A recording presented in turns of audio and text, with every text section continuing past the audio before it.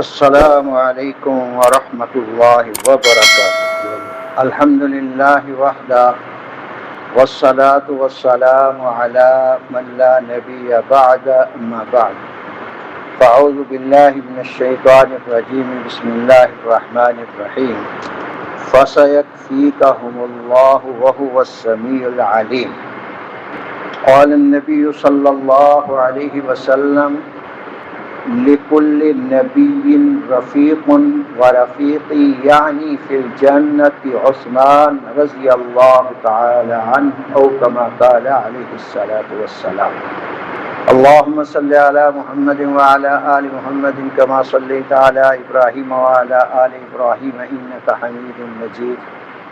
اللهم بارك على محمد وعلى آل محمد كما باركت على إبراهيم وعلى آل إبراهيم إنك حميد مجيد۔ رب اشرح لي صدري ويسر لي أمري واحلل عقدة من لساني يفقهوا قولي رب زدني علما وألحقني بالصالحين سبحانك لا علم لنا إلا ما علمتنا إنك أنت العليم الحكيم۔ یا رب صلی وسلم دائما ابدا على حبیبک خیر الخلق كلهم هو الحبیب الذي ترجى شفاعته لكل حول من الاحوال مزدحم۔ اللہ جل جلالہ بہت ہی عظیم اور بڑی ذات ہے۔ اللہ کریم جل جلالہ نے اس دنیا کے اندر سب سے عظیم تر مخلوق ذی شعور ہر اعتبار سے عظمتوں والی اس کا نام انسان ہے، اور ان انسانوں میں ساری کائنات سے سب سے افضل انبیاء علیہ الصلاۃ والسلام، اور انبیاء علیہ الصلاۃ والسلام میں ہمارے آقا امام الانبیاء خاتم المرسلین حضرت محمد رسول اللہ صلی اللہ علیہ وآلہ وسلم، اور پھر انبیاء علیہ الصلاۃ والسلام کے بعد ساری کائنات میں نبی پاک صلی اللہ تعالی علیہ وآلہ وسلم کے صحابہ رضوان اللہ تعالی علیہم اجمعین عظیم ترین اللہ کے بندے سیدنا علی المرتضیٰ رضی اللہ تعالی عنہ منبر پر تشریف لائے، ارشاد فرمایا کہ میں اس امت میں نبی پاک صلی اللہ علیہ وسلم کے بعد سب سے افضل ترین انسان کے بارے میں بتاؤں۔ سامعین جتنے بھی تھے انہوں نے درخواست کی ضرور بتائیں۔ فرمایا ساری امت میں نبی پاک صلی اللہ علیہ وسلم کے بعد سب سے عظیم ترین جو ہیں وہ سیدنا ابو بکر صدیق رضی اللہ تعالیٰ عنہ۔ پھر ارشاد فرمایا ان کے بعد بتاؤں کون سب سے عظیم ہے؟ یہ حضرت علی رضی اللہ عنہ منبر پہ اپنے سامعین سے پوچھ رہے ہیں، تو انہوں نے عرض کیا ضرور ارشاد فرمائیں۔ تو ارشاد فرمایا کہ حضرت صدیق اکبر رضی اللہ عنہ کے بعد سب سے عظیم ترین جو ہیں وہ سیدنا عمر فاروق رضی اللہ عنہ۔ پھر ارشاد فرمایا بتاؤ ان کے بعد کون ہے؟ یہ کون فرما رہے؟ سیدنا علی فرما رہے ہیں رضی اللہ عنہ۔ تو انہوں نے عرض کیا ضرور ارشاد فرمائیں۔ تو ارشاد فرمایا کہ حضرت عمر فاروق رضی اللہ عنہ کے بعد سب سے عظیم ترین انسان وہ سیدنا عثمان غنی رضی اللہ عنہ، یہ فرماتے ہوئے ممبر سے نیچے پھر ممبر سے نیچے۔ اور اسی پہ بس نہیں ہے، مدینہ منورہ میں اللہ جانا ہے،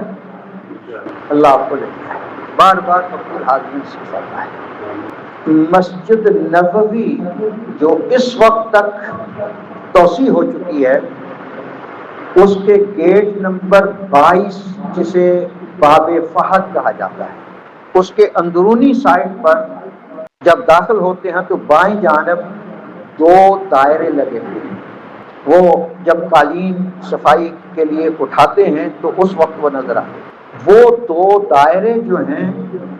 وہ ایک باغ کے اندر کنواں تھا۔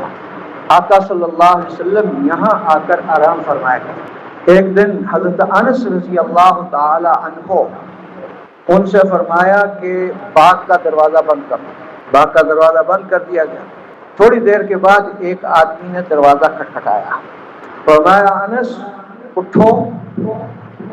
جو دروازے پہ ہے اس کو جنت کی بشارت سناؤ اور میرے بعد ان کو خلافت کی خوشخبری بھی سنا دو۔ حضرت انس رضی اللہ عنہ اٹھے اور عرض کرنے لگے حضرت میں یہ ان کو بتا دوں؟ فرمایا ہاں جا کے بتاؤ۔ جب دروازہ کھولا تو وہ سیدنا ابو بکر صدیق رضی اللہ تعالیٰ عنہ تھے۔ فرمایا کہ آقا نے ارشاد فرمایا ہے کہ آپ جنتی ہیں اور رسول پاک صلی اللہ علیہ وسلم کے بعد بلا فصل خلافت آپ کی ہوگی۔ اتنے میں پھر دروازہ کھلا۔ رسول اللہ صلی اللہ علیہ وسلم نے حضرت انس رضی اللہ تعالیٰ عنہ سے ارشاد فرمایا انس اٹھو، دروازہ کھولو اور جو دروازے پہ ہے اس کو شہادت کی خوشخبری سناؤ اور ابو بکر رضی اللہ عنہ کے بعد خلافت کی خوشخبری بھی سناؤ۔ جب دروازے پہ دیکھا تو وہ سیدنا عمر فاروق رضی اللہ عنہ تھے۔ ارشاد فرمایا اللہ کے نبی نے آپ کو جنت کی بشارت عطا فرمائی ہے اور شہادت کی خوشخبری بھی، اور ابو بکر کے بعد خلافت بھی آپ کی۔ اتنے میں تیسری مرتبہ دروازہ نوک ہوا، کھٹکھٹایا۔ فرمایا انس اٹھو، جو اس وقت دروازے پہ ہے اس کو جا کے جنت کی بشارت سناؤ اور ساتھ ہی حضرت عمر رضی اللہ عنہ کے بعد خلافت کی بھی اور شہادت کی بھی ان کو خوشخبری سناؤ۔ حضرت انس رضی اللہ عنہ اٹھے اور اٹھ کے دیکھا کہ حضرت عثمان غنی رضی اللہ عنہ دروازے پہ ہیں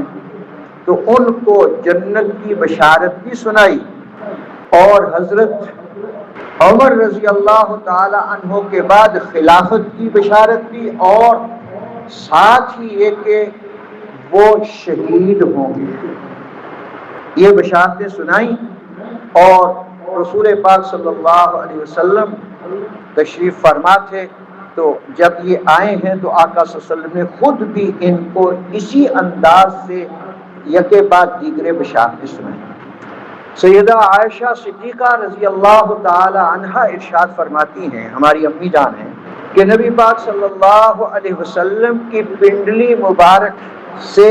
کپڑا ہٹا ہوا تھا، تشریف فرما تھے اور ٹیک لگائی ہوئی تھی۔ دروازہ کھٹکا، فرمایا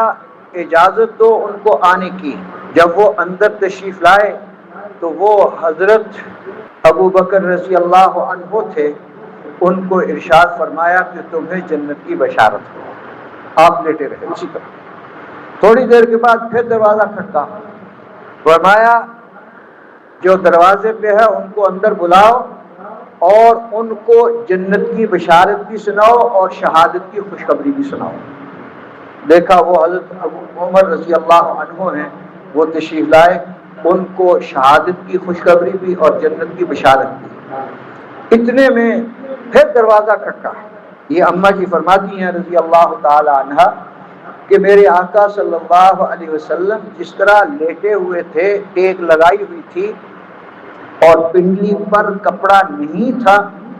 اسی طرح ابو بکر رضی اللہ عنہ کے ساتھ بھی معاملہ فرمایا، عمر رضی اللہ عنہ کے ساتھ بھی۔ اور جب تیسری مرتبہ دروازہ کھٹکا تو فرمایا ایک منٹ ٹھہرو، اپنی چادر ٹھیک کی، پنڈلی پہ چادر ٹھیک کی اور ان کو اندر آنے کی اجازت دی اور ارشاد فرمایا کہ عثمان تمہیں ان دونوں کے بعد خوشخبری ہے خلافت کی بھی اور شہادت کی بھی، اور تمہیں جو شہادت ملے گی وہ ایسی شہادت ہوگی کہ کسی اور کی ایسی شہادت نہیں ہوگی۔ اماں جی فرماتی ہیں میں نے عرض کیا حضرت ابا جان آئے آپ لیٹے رہے، کپڑا ٹھیک نہیں کیا، عمر آئے لیٹے رہے، کپڑا ٹھیک نہیں کیا، اور جب حضرت عثمان آئے، آپ نے پہلے کپڑا ٹھیک کیا، اس کے بعد پھر ان کو یہ ساری بشارتیں سنائی۔ فرمایا عائشہ اگر میں اپنا کپڑا ٹھیک نہ کرتا جس غرض کے لیے وہ آیا تو انہوں نے اپنی وہ غرض شرم و حیا کی وجہ سے کہنی نہیں تھی، اس لیے میں نے ان کی رعایت کرتے ہوئے اپنے کپڑے کو ٹھیک کیا، پھر ان کو بلایا۔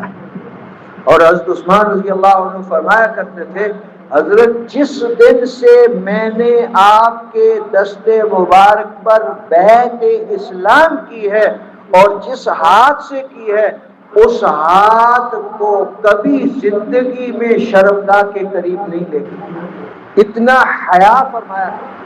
حیا کے مجسم پیکر تھے۔ اور جب حضرت ابوبکر رضی اللہ تعالی عنہ نے، حضرت زید بن حارثہ رضی اللہ عنہ نے اور حضرت علی رضی اللہ عنہ، ان تین بزرگوں نے اسلام قبول کیا تو حضرت ابوبکر رضی اللہ تعالی عنہ نے حضرت عثمان غنی رضی اللہ عنہ کو جا کے اسلام کی دعوت دی تو حضرت عثمان غنی رضی اللہ تعالی عنہ فرمانے لگے اٹھو چلتے ہیں۔ جب یہ ابھی کہا کہ چلتے ہیں اتنے میں رسول پاک صلی اللہ علیہ وسلم خود تشریف لے آئے، وہیں پہ بیعت فرمائی، وہیں پہ اسلام قبول فرمایا۔ اور جب اسلام قبول کر لیا تو آپ کے چچا حکم بن مروان انہوں نے قید کر دیا اور اتنا مارا جس کی انتہا کو، بہت شدید مارا۔ لیکن فرمایا کرتے تھے کہ جو اثر جو رسول پاک صلی اللہ علیہ وسلم کے دست مبارک پر بیعت کرنے پر اللہ نے مجھے اندر نشہ دیا وہ کبھی اتر نہیں سکتا تھا۔ اور عثمان غنی رضی اللہ عنہ اس اعتبار سے مردوں میں چوتھے نمبر پر اسلام قبول کرنے والے، اور ان کا نام و نسب یہ ہے کہ حضرت عثمان بن عفان اور یہ عبد مناف پر جا کر رسول پاک صلی اللہ علیہ وسلم کے شجرہ کے اندر داخل ہو جاتا ہے۔ اور ان کی والدہ ماجدہ سیدہ عروہ وہ حضرت عبد المطلب کی نواسی تھی۔ کتنا قریب کا تعلق، حضرت عبد المطلب کی نواسی تھی، اور بہت ہی خاندانی اعتبار سے بھی اور ہر اعتبار سے حضرت عثمان غنی رضی اللہ تعالیٰ عنہ عظیم سے عظیم تر تھے۔ اور جب ایک موقع ایسا آیا کہ رسول پاک صلی اللہ علیہ وسلم احد پہاڑ پر ان کے ساتھ حضرت ابوبکر رضی اللہ عنہ، حضرت عمر فاروق رضی اللہ عنہ اور حضرت عثمان غنی رضی اللہ عنہ، یہ چاروں بزرگ جب احد پر تشریف لے گئے تو احد جھومنے لگا کہ میری قسمت، اتنے عظیم اللہ کے ولی، نبی، صدیق، شہید میرے اوپر جب وہ جھومنے لگا تو رسول اللہ صلی اللہ علیہ وسلم نے اپنا پاؤں مبارک اٹھا کر احد پہاڑ پر مارا اور فرمایا اس وقت ٹھہر جا، اللہ تعالی تجھے معلوم نہیں علیہ کا نبی اللہ، تیرے اوپر اللہ کا نبی ہے، وہ صدیق ہو اور اللہ کے صدیق ہیں، وہ شہیدان دو شہید ہیں۔ اسی وقت پہاڑ رک، اور جب یہ ہو گیا اس کے بعد حضرت رسول پاک صلی اللہ علیہ وسلم نے ایک موقع پہ ارشاد فرمایا جب قیامت ہوگی، سور پھونکا جائے گا، میں جب اپنی قبر سے اٹھوں گا میرے دائیں طرف ابو بکر ہوں گے، بائیں طرف عمر ہوں گے، اس شان سے میں اٹھوں گا اور میرے قدموں سے حضرت بلال رضی اللہ عنہ اذان دیتے ہوئے اٹھیں گے۔ حضرت بلال رضی اللہ عنہ کی قبر کہاں ہے؟ دمشق میں، لیکن اٹھیں گے کہاں سے؟ رسول پاک صلی اللہ علیہ وسلم کے قدموں سے اذان دیتے ہوئے۔ تو جب یہ ارشاد فرمایا تو حضرت عثمان رضی اللہ عنہ انہوں نے عرض کی حضرت میں فرمایا عثمان تو تیر چلا. حضرت عثمان فرماتے ہیں رضی اللہ عنہ جب مجھے تیر چلانے کا حکم فرمایا میرے میں اتنی طاقت تھی کہ اگر میں اپنی پوری طاقت سے چھوڑتا وہ دنیا کے شاید آخری کنارے تک پہنچ جاتا. اتنی میرے اندر طاقت تھی. کیوں نہ ہوتی. حضرت عثمان رضی اللہ یہ جو میں نے آیتیں کھول کے رکھی ہوئی ہیں اس میں الفاظ ہیں افمن هو قانت آناء الليل ساجدا او قائما يحذر الآخرة ويرجو رحمة ربه قل هل يستوي الذين يعلمون والذين لا يعلمون انما يتذكر اولو الالباب. یہ سورہ زمر کی آیت نمبر 9 ہے. اس میں مفسرین کرام رحمہ اللہ فرماتے ہیں کہ یہ حضرت عثمان غنی رضی اللہ عنہ کے حق میں یہ آیتیں نازل ہیں. اور ترجمہ اس کا سادہ سا ترجمہ یہ بنتا ہے افمن هو قانت آناء اللیل ساجدا او قائما کیا وہ شخصیت وہ عظیم ہستی جو رات کی گھڑیاں اللہ کے سامنے کھڑے ہو کر سجدوں میں گزارتی ہیں اور آخرت سے ڈرتی ہیں. اور اس آیت کے اندر مفسرین کرام نے لکھا ہے کہ حضرت عثمان غنی رضی اللہ عنہ رات کے ابتدائی حصے میں تھوڑا سا آرام فرمایا کرتے تھے اس کے بعد پھر اللہ کے سامنے کھڑے ہو جاتے تھے اور ایک رکعت میں پورا قرآن حکیم پڑھا کرتے تھے. یہ اچنبے کی بات نہیں ہے. یہ اچنبے کی بات نہیں ہے. یہ حضرت عثمان غنی رضی اللہ عنہ کی کرامت تھی کہ وہ ہر رات میں قرآن مکمل پڑھا کرتے تھے. اور اللہ فرمایا یحذر الآخرہ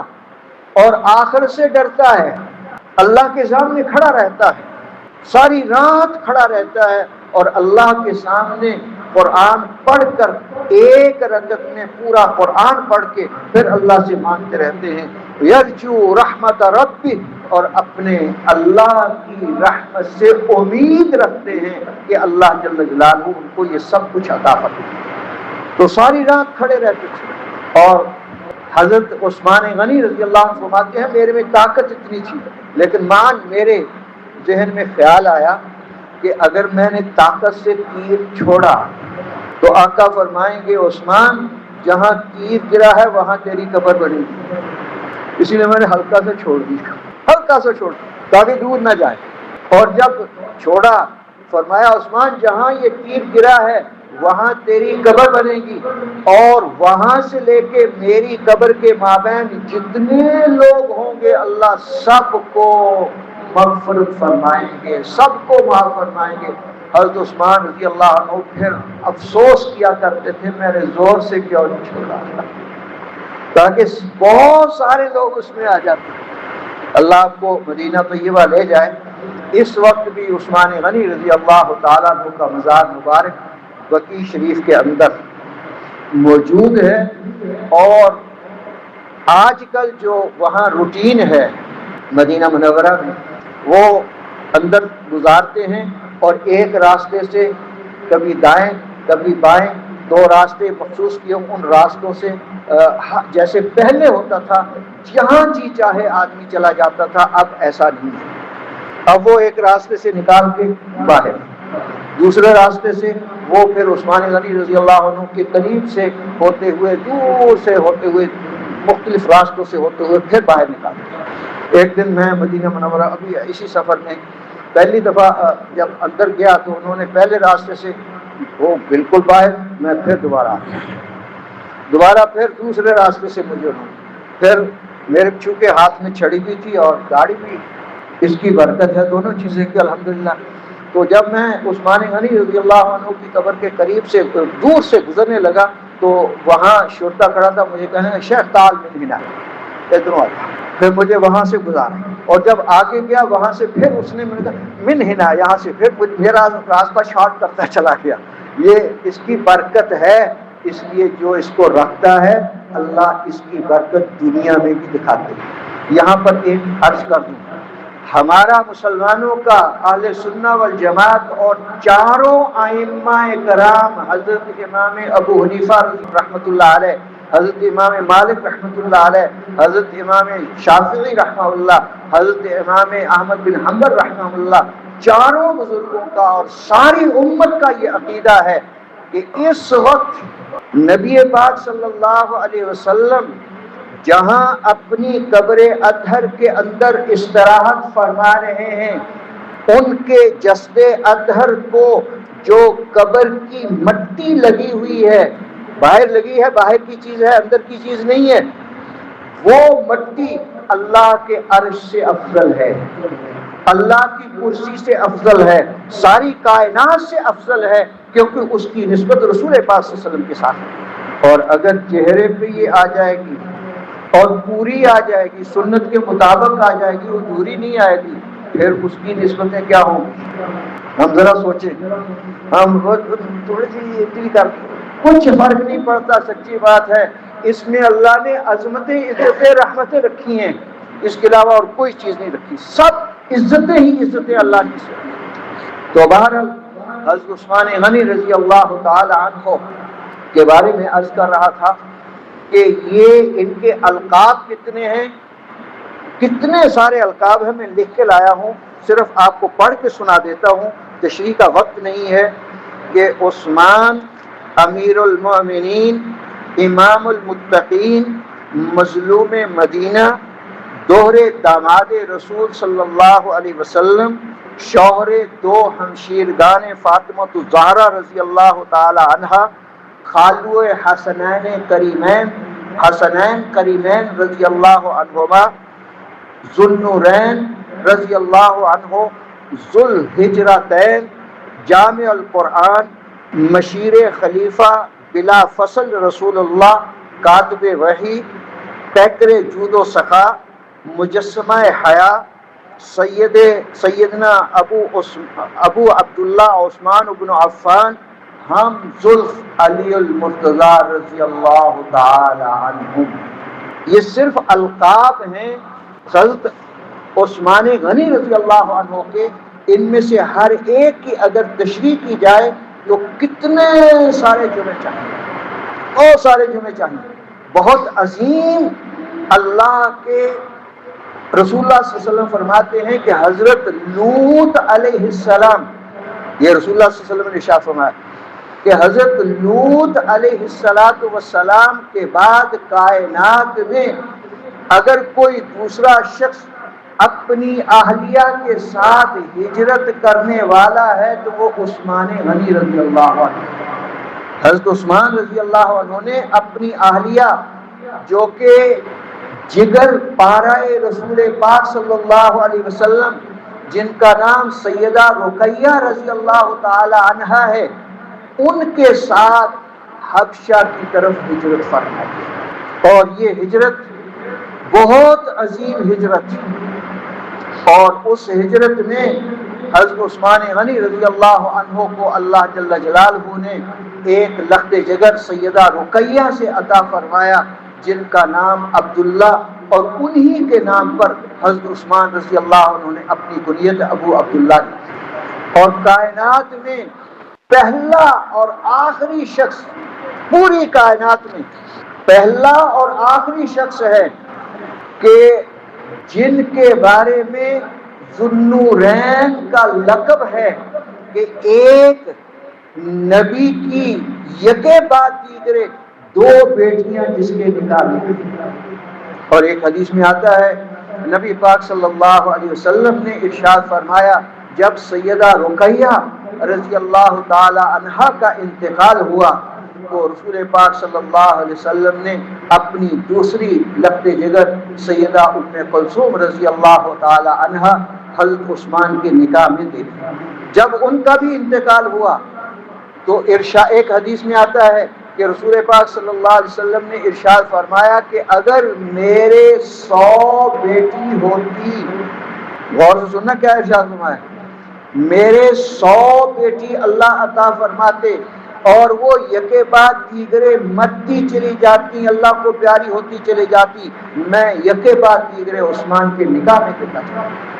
اور یہ واحد ذوالنورین ہیں رضی اللہ تعالیٰ عنہ، دو نوروں والے، جن کے نکاح میں رسول پاک صلی اللہ علیہ وسلم کی دو لخت جگر حضرت رقیہ پھر ام کلثوم رضی اللہ عنہما یہ کے بعد دیگرے نکاح میں آئی، اور ان کے علاوہ کائنات میں کوئی اور شخص ایسا نہیں۔ اور نبی پاک صلی اللہ علیہ وسلم نے جب انہوں نے جیش عسرہ، تنگی کا لشکر، جسے تبوک بہت لمبا سفر تھا، مدینہ منورہ میں اطلاع آئی کہ اہل روم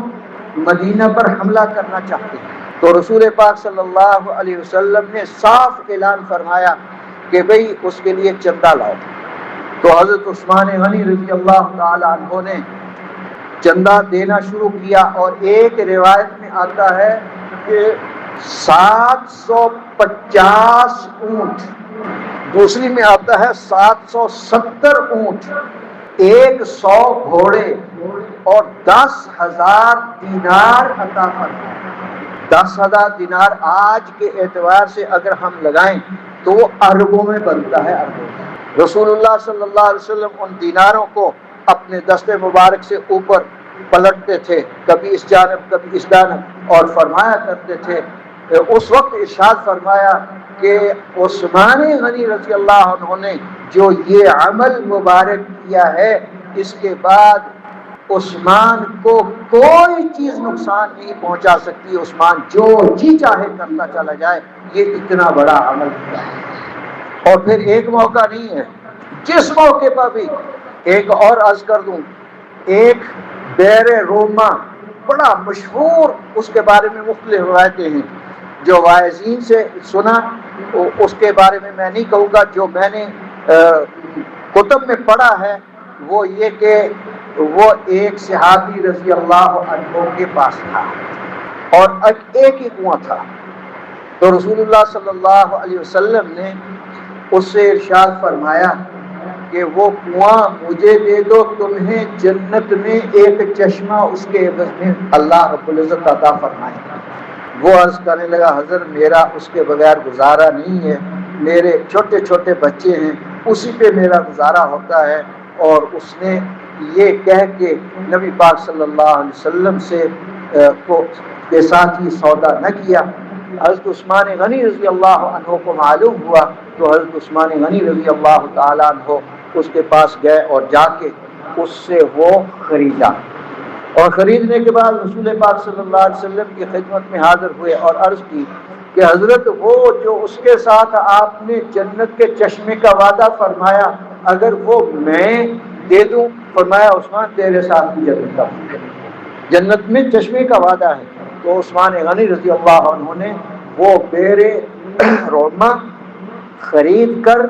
مسلمانوں کے لیے وقف فرمایا، جس کا پانی ٹھنڈا بھی تھا، میٹھا بھی تھا، اور سارے مدینے کے لوگ اس کو استعمال کیا کرتے تھے۔ اور اس کی برکت دیکھیں، اس وقت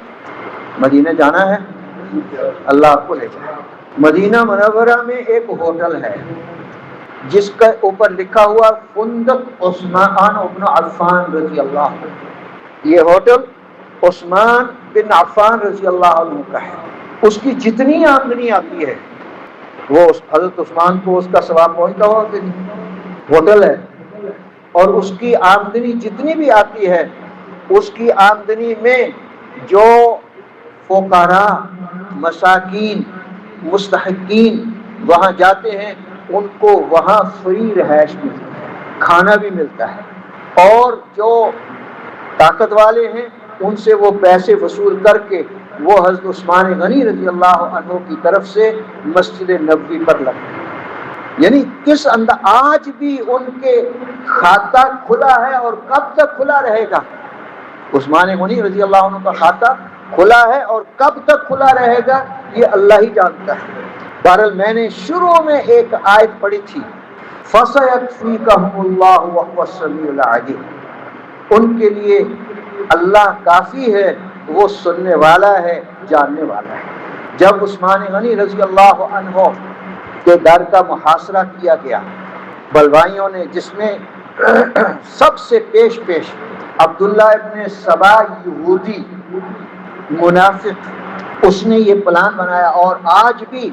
جتنی بھی یہودیت کی ذریت ہے وہ عبداللہ ابن سبا منافق ہی کی ذریت چلی آ رہی ہے۔ تو اس نے پلان بنایا کہ حضرت عثمان رضی اللہ عنہ کو شہید کیا جائے۔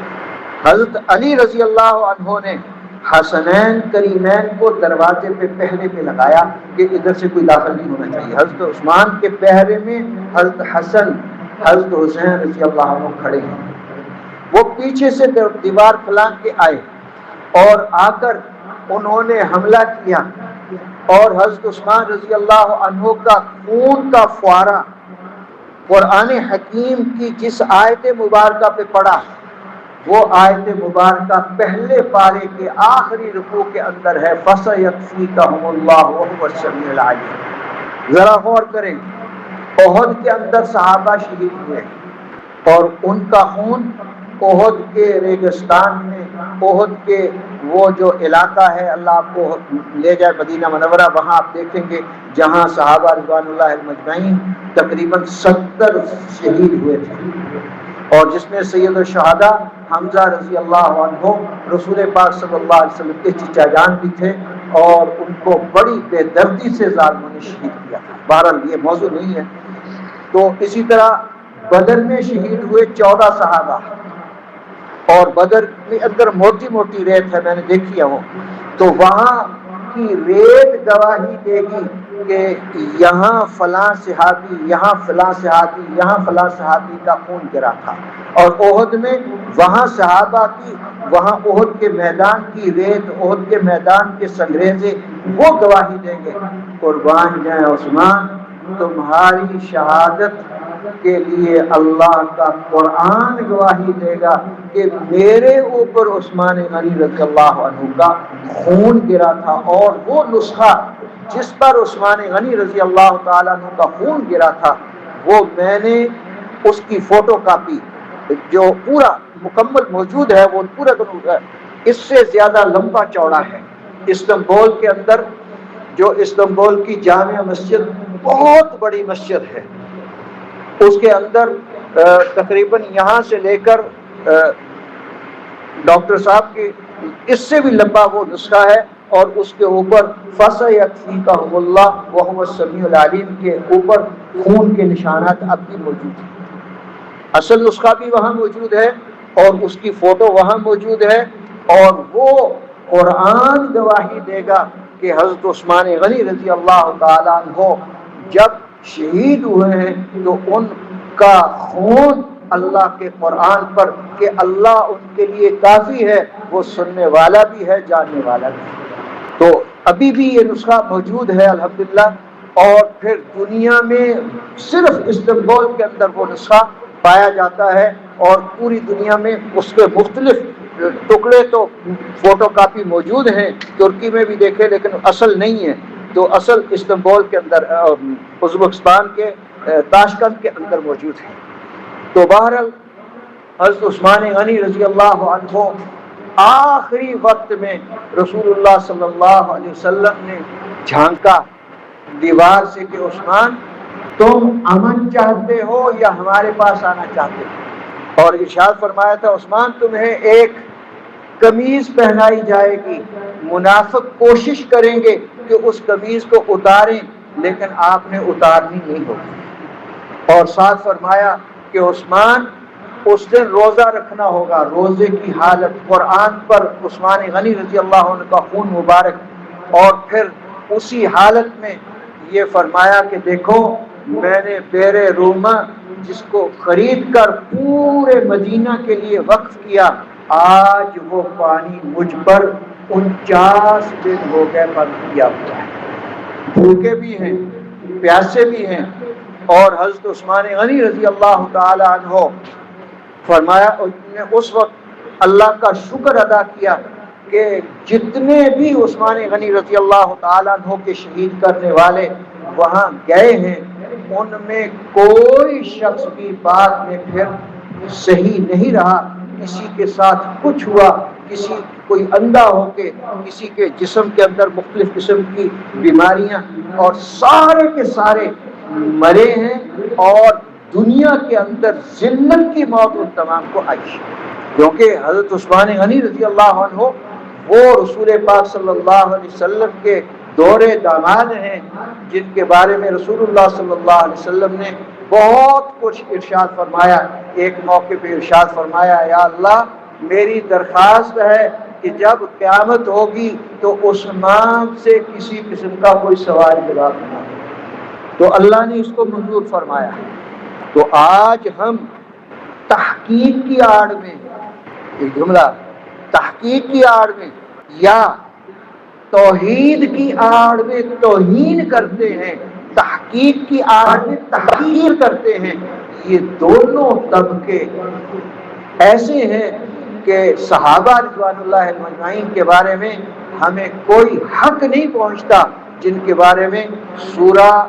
حدید کے اندر اللہ جل جلالہ نے صاف ارشاد فرمایا ہے، کُلًّا وعد اللہ الحسنى، سارے صحابہ رضوان اللہ علیہ اجمعین سے اللہ نے جنت کا وعدہ فرمایا۔ جو مشاجرات صحابہ ہوئے ہیں، حضرت علی رضی اللہ عنہ، حضرت معاویہ رضی اللہ عنہ اور حضرت علی رضی اللہ عنہ، سیدہ ام المومنین عائشہ رضی اللہ تعالی عنہا، یہ جو کچھ بھی ہوا ہے یہ حقیقت میں منافقین نے ہی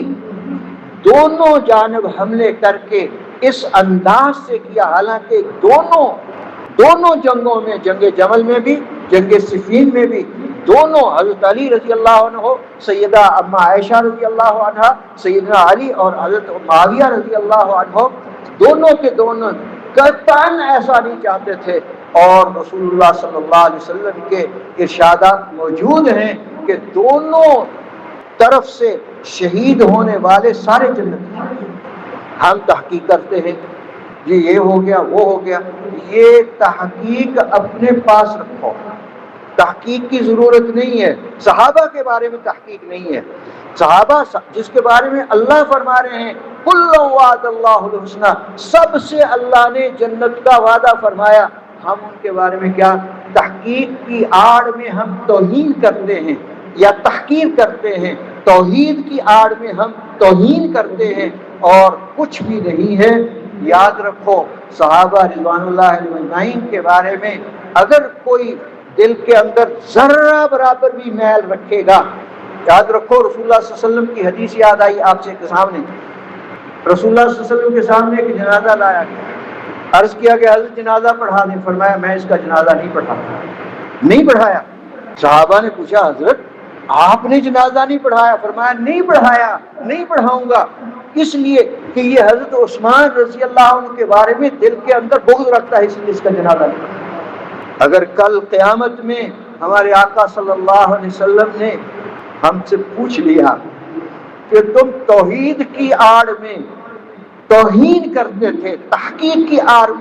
میں تم